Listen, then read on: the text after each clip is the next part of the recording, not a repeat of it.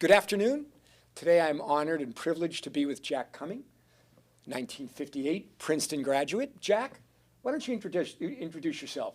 Well, thank you, Barry. I'm happy to do that. And I can say that by education, I'm an historian. By vocation, I'm an actuary. We do statistics, but primarily for insurance. And by age, I'm an old guy. Jack, we just had a chance to have you enlighten our boys in our chapel talks. Thank you for doing that. You spoke about the value of what it almost sounds simplistic, about the importance of understanding how to read, what it means, how to be a good reader, how to then be a good writer, how to then be a good communicator verbally. It seems, Jack, that this is something you speak about a lot, and this somewhat of a lost art in education. And I know you like to talk about it, so I'd like you to start there and talk to the audience about the process of education. Well, it's related to education, but it's also related to simply living and making the best of what you have. So I was explaining to one of the youngsters who asked me that after college I wanted to go to graduate school, but I had a family and I needed to support them. So I had a full-time job as a vice president of a large insurance company, and I also went to graduate school at night full-time. And that required cutting down on sleep, but it also required learning how to gain the knowledge and the information in a more efficient, more effective way. So with that came the insight that just because I'm assigned to read 500 pages doesn't mean that I just sit down and process 500 pages of words. Why is it that I've been asked to read the 500 pages? What is it that I'm expected to get out of them? And can I find a shortcut to get that, extract that information easier in a way that I'll remember better? And the irony, the paradox of it is that approaching reading in that way, you retain much more. Now, it's different if you're reading a work of fiction, because there you're looking at things like character development and style and word choice and syntax, and the story, if it's well written, simply flows into your mind effortlessly as you read, because the great writers of all time know how to make it easy for the audience to read their writing. That means, though, that they have to spend a lot of time writing and rewriting. So you find that more in fiction than you do in nonfiction, but that's certainly a desirable thing. I think what I should have emphasized more when talking with the boys, though, was the skill of listening, critical listening. And I think that can be taught by giving boys a form to fill out with questions. I'm used to this from Toastmasters, but you can structure it even more effectively for youngsters so that they learn critical listening skills and learn how to master what they need to from somebody who's just talking to them or writing on the blackboard or whatever it is. That's the basics of it. Then as I thought it through, I thought, well, how do people think? And we think by analogy. This situation is like that situation, so maybe I can figure out some parallels. We also have intuitive insights, and I think that's what we had, for example, when Einstein came up with E equals mc squared. How did he do that? Where did that come from? How did he get that? Well, it must have come to him in a dream or something.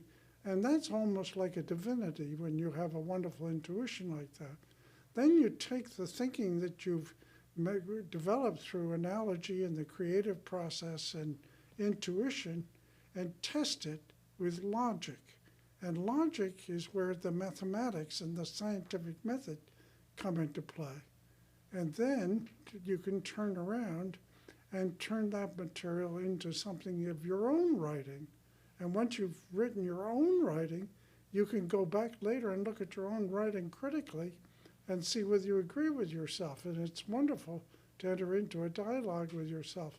And once you get to that level of mastery, you're ready for speaking. So speaking comes at the end. I don't know, does that answer your question? I think it does. Thank you. By the way, I want to follow up on that to prove to you that I'm critically listening. One of the things you like to talk about is that you had, you started your career at least your college career as an engineer. You then transferred over to be and got your degree in history, and you then became a business person. And you talk a lot about the idea that the value of having a humanities / history education and how well it informed you in your business career and how it made you make better decisions. The historian, by definition, is often considered a descriptive art. You're describing past events. But you chose to be an actuary, which of course is more of a prescriptive art, right? So you clearly blended this idea of being able to take data from the past and then blend it with information that will allow you to make better business decisions going forward. And you did this at a time that was substantially before machine AI. I like to say that you were one of the first human AIs. And so I'd like you to talk some about this idea of blending this descriptive and prescriptive art. Well, I wish I had it all thought out and could just lay it out for somebody, but I had to make a living, and I tried sales, and I was no good at selling. I think I'm just too edgy, but the idea of manipulating somebody into buying something that they don't even want. I remember trying to sell Fuller brushes, and we'd go and try to get a foot in the door and give people a free gift, and that was supposed to trick them into something.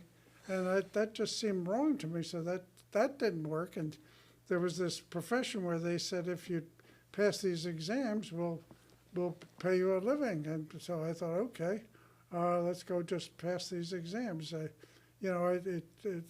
so I did. And then I was still interested, though, in the fundamental questions of why human nature is the way that it is. So if you're trying to understand humankind and human reality, there are two reasons why something is the way it is. One is that a table is flat because it's flat. That's a scientific fact. Other times it's because the first people set up the idea in one way and everybody's followed it ever since, and they just do it, and you learn that through history. And of the two preparations, I found the history far more valuable for business. That was an unexpected outcome.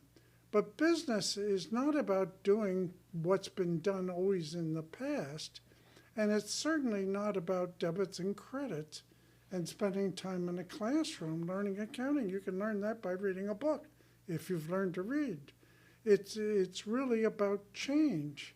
Jeff Bezos saw the internet, had a brilliant idea of how to change it. He understood that Ingram Books could provide his books for him, so he started with books, and he created Amazon out of nothing. And we have Elon Musk doing that with space and things like that. So those are people who are experts in change and recognizing change, and you learn that from history.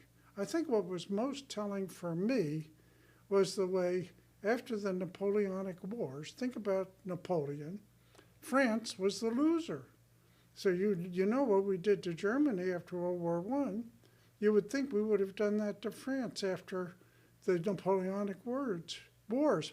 But no, Talleyrand, who'd been Napoleon's foreign minister, became foreign minister for the new king, and he got a seat at the peace conference in Vienna.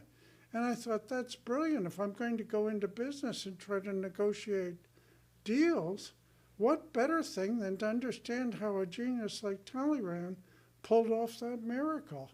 And so I went to a book that happened to be written by Henry Kissinger called A World Restored, and that's a wonderful book to learn business skills.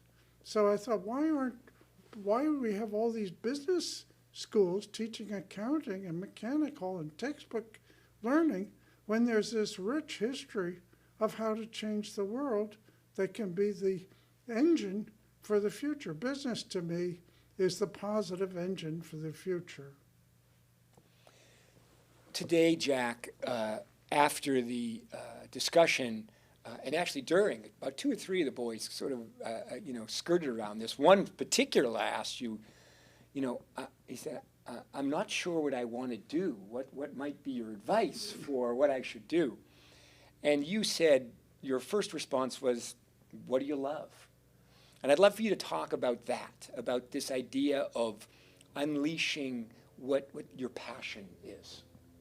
Well, I think, okay, these are youngsters in school, so they're doing what they think they ought to do. They think the path to success is to do what they're expected to do rather than what they really enjoy doing. So you can usually find out what people really enjoy, and then you can unleash their learning. And once they start learning, then you can bring to them the things that the teacher might have said, you must learn this, and you can make it sufficiently interesting that they want to learn it. And so then it becomes as attractive as learning to be an expert in a video game. How do I learn to write the way E.B. White wrote or the way Shakespeare wrote? Can I replicate that style? What a fun game that is. And so I think I was just trying to find where the passion was. The problem is the youngsters that age, they tend to feel that they're failing. And I know that I was telling that, school, secondary school made me feel like a failure. And it was only once I got to Princeton that I really found that the way that you could love learning. Learning was exciting and an experience. It shouldn't be merely indoctrination. I fear that some colleges today become the same way. People just master a career that they hate, and then they can't wait to retire. I can finally escape the straitjacket of this job I hate. And that's a sad thing. If we could change the world to be a place for joy, why not? I think we'll unleash. We began to do that with the American experience. Before, everybody was subordinate to a monarch. And then we freed people to think for themselves and to take initiative and to find opportunity. And that unleashed the American dream. And I think there's still room to grow, so much room. Today, you were asked about, a takeaway experience or the most meaningful thing to you. And your answer surprised I heard some ahs, especially from the adults in the room. Oh, really? Yeah. They were a little bit taken, they were somewhat surprised about the depth of your answer. So I'd like you to talk a little bit about, and I don't want to give away your answer, but I'll let you do it, because it really did, I think people expected you to talk about a large business transaction that you had engineered, that you had put into position, or some award that you had won, and you did not go there. So I'll turn it over to you. Well, one of the things that I do like is having a cube of maple sugar melt on my tongue. So maybe I should have named that as one of life's great pleasures. But anyway, what I said was that the greatest joy is to mentor other people to find their success and their path to excellence. What turns them on, get people excited about learning. I had a stint in Germany. It was also by chance. So much in life is just sort of by chance, but I was brought into a school there, and I would teach periodically in Germany. And a lot of those kids are still in touch with me now. I was just took a cruise with Monica Rayner, who was a student from Germany. And it's wonderful to have them still come back and ask you for advice and how you master life's challenges. She's got a very good business career. I shouldn't have named her name, perhaps, but I'll take the chance that nobody who's listening to this will know her. But anyway, she's chief financial officer of a large company. She's based in Mexico City now, and she runs their North American operations. But she's been dating, and it's been getting serious. And sometimes when you're dating somebody, that can get really scary when it gets serious. And so we've been working our way through that. So it all comes together. It relates on all different levels. Life isn't all about material success. It's about human success. And what we cherish the most at the end of the day are the relationships that we have. You know, as who was it recently? Oh, it was Frank Caprio. And he was saying, number one is family, you know, and he always put family first, a very wise man. And so I think he would get his most satisfaction out of seeing what's become of his family. That's a very satisfying thing. And if you have many proteges, then you have a very large family.